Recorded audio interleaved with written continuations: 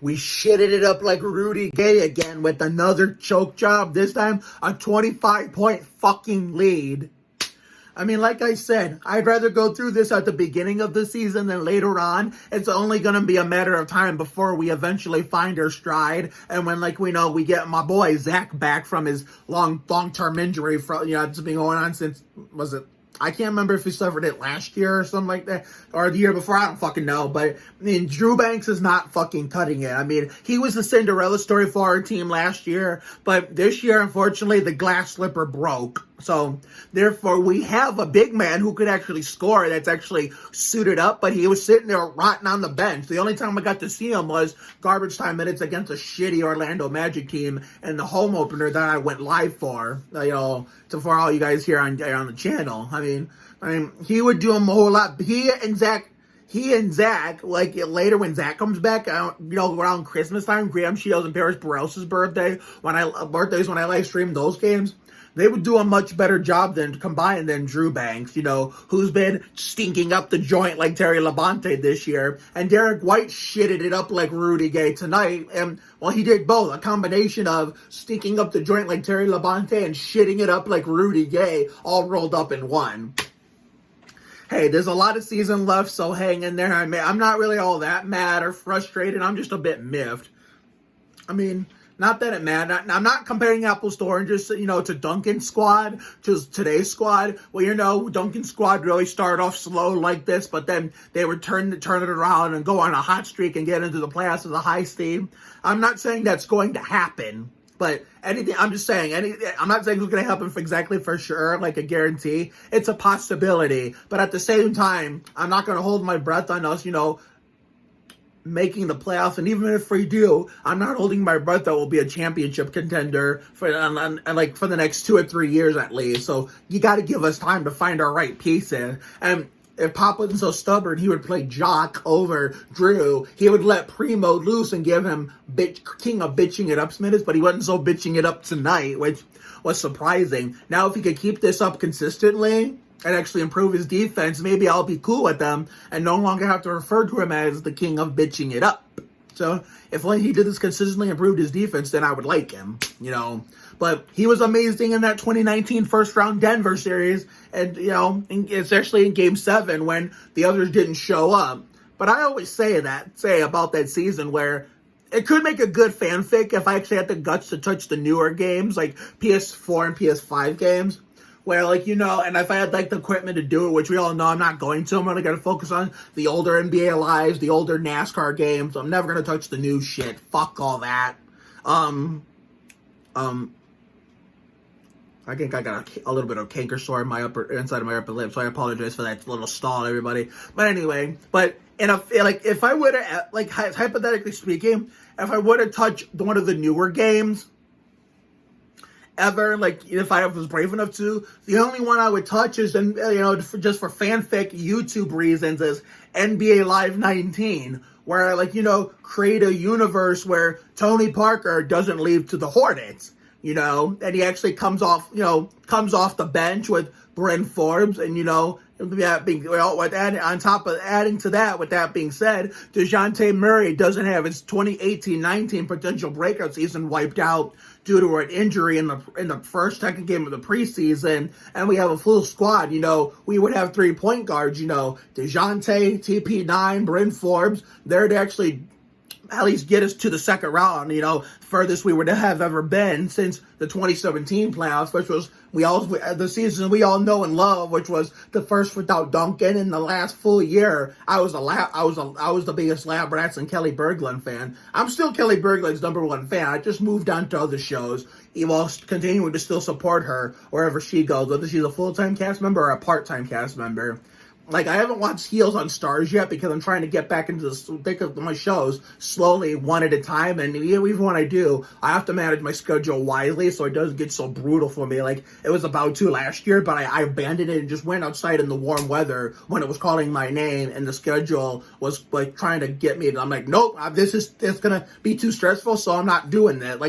I did it in 18-19. That's television season started off brutal. But then by spring 2019, it started to calm down. But I'll save that conversation for another day. And I'm sorry you didn't get to see like, Goldberg's and a million little things reactioners like I promised.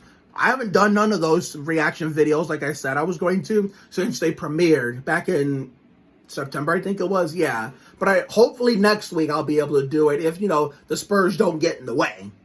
Like, what was I going to say? Trying to see, what was it? Oh yeah, I'll tell you why you didn't see it. Now I remember what I was gonna say. Because I got a little too carried away. I'm actually live tweeting the last Spurs game, at which I was in Twitter jail for a day. So that's why I said, you know what, it's no sense to watch it if I can't watch the shows. I can't live tweet. So fuck it, let's record them. And tomorrow will be the catch-up day where we catch up on every show we missed. I skipped that girl Lele today. Just to focus on one thing. Originally, I was going to do double duty and do Lele and SAS, but then I was laying in bed before the game, trying not to fall asleep, playing the waiting game. And I'm thinking to myself, I thought, well, you know what? That's what the Nickelodeon website is there for you to catch up on full episodes of shows we missed. That way, it would be easier to keep up with which actors are appearing as characters on the show instead of just, having to worry about the DVR on the TV and a big-ass screen and little program information card get in the way of the rolling credits at the bottom, They don't have full-screen credits on Nick and Disney anymore like they used to. That's why, I thought, well, no need to record it since they're going to have it available for the Nickelodeon app anyway. So tomorrow will be TV catch-up day, which we're going to be watching Nicky Hahn's appearance on Magnum 05. Oh, fuck that guy. And fuck his predator bitch-ass brother. Magnum PI is what I meant to say. Magnum PI is on with Nicky Hahn's appearance on Magnum PI that I missed because I was with my dad last weekend. And then the two Goldberg episodes that we missed, the one we had to skip for the last Spurs game, it was when the Spurs had their season premiere that I live streamed it. And the one we had to skip, the Halloween one, we had to skip due to, not being able to go use Twitter for a whole day. And, of course, AMLT. And then we go to the computer, go to the Nickelodeon website, and catch up on that girl, Lele. So, I'm talking more about, my life in general than the Spurs. Well, let's talk about the game. Okay, so, we were off to a blistering start, but I should have known we were going to choke it away. I almost wanted to say choke it up like Bryn Forbes, but he didn't do that tonight. It was the shots. I mean, Bryn did good, except there's just nothing was going into the basket. And I thought the game was over when Livin' La Vida Luca went crazy and shit. And Anna Grace Barlow's mother just liked my comment. Let's go. Okay, so let's see. On Instagram that is. But I should have known it was going to happen because this isn't Duncan's squad no more, to the point where because Duncan's squad knew how to keep a big lead once they had it. You see, these guys are all young and, haven't played much in the NBA yet. Even if Jock and Primo were out there, and, we may surely miss Dougie McBuckets tonight, but hopefully when we touch back home and when Dallas comes to SA, that maybe maybe he'll be back. But we could have used him. I don't know if he would have made a difference. But the end of the first quarter, going into the second, Dallas made a run and took their lead. And it was a dogfight back and forth. And Bryn Forbes was shutting me the fuck up tonight. He had a couple lucky-ass shots. Sometimes it's better to be... Sometimes, you know what Benny Parsons would say? NASCAR 2001. More on the PS1 version, the PS2 version if you won the race. Some days you're good. Some days you're lucky. Some days it's better to be good and lucky. That's exactly what Bryn Forbes was tonight. He was good. He was lucky. Sometimes it's better to be both good and lucky. So... I'm really proud of him, so maybe hopefully he works on his consistency in defense.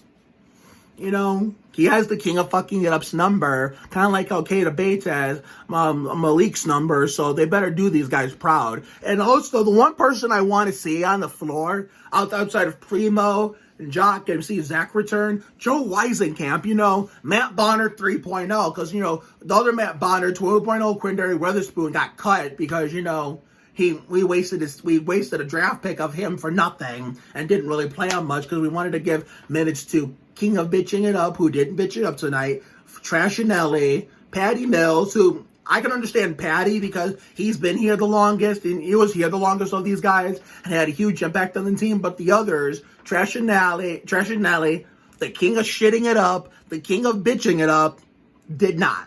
So, therefore, that, instead of, playing Weatherspoon, La Vida, Luka Samanic, and, all these other rookies that could have had their time to, develop and get better, Pop was so stubborn and wanted to focus on the vets, bitching it up, Patty, shitting it up, and trashing Ellie. But at least of those four, Patty could actually do stuff. It's because he was here the longest from 2012 up to this year. So, but Patty the other last weekend, and DeMar and Aldridge had monster scoring nights. And I'm thinking to myself as I'm tweeting it, why the fuck couldn't they all do that together when they were all here when they were here with us at the same time? Of course, that's just our luck, And remember when Kawhi and, the backstabber Kawhi and Danny Green, when the first year Kawhi was gone and was with the Raptors, I think it was a game against the Celtics in Toronto where Kawhi and Danny both had a double block and blocked the shot at the same time. And I'm like, boy, I just about died inside when I saw that. It was like, why couldn't they do that with us in San Antonio? I'll never know, but...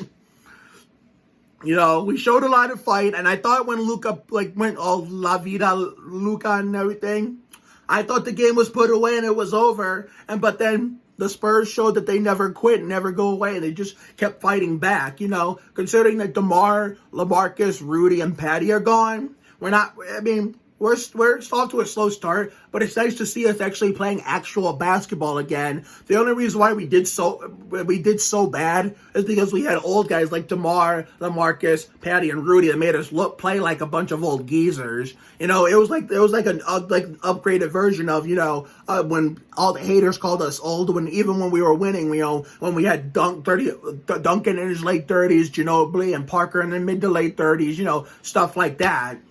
Even Matt Bonner, too, who was a guy who won the 2007 championship with us, So, yeah. So the next game is Saturday against the Bucks. But guess what? I'm only giving a Spurs game review in one video. In that same video, I'm also going to be bringing you my thoughts on that NASCAR Busch Series race at Martinsville the same night. So I'll be doing double duty. I'll be all decked out in double the outfit. Yeah, that's Saturday. That's this Saturday. So I'm going to be going back and forth between NBC and Bally Sports Southwest. So I will see you all Saturday night for that next video. So have a good night tonight and a better day tomorrow. Take care, everyone. Good night. And forever and ever till the day I die, Viva los Spurs. But work on your damn free throws and play the 12th overall draft pick.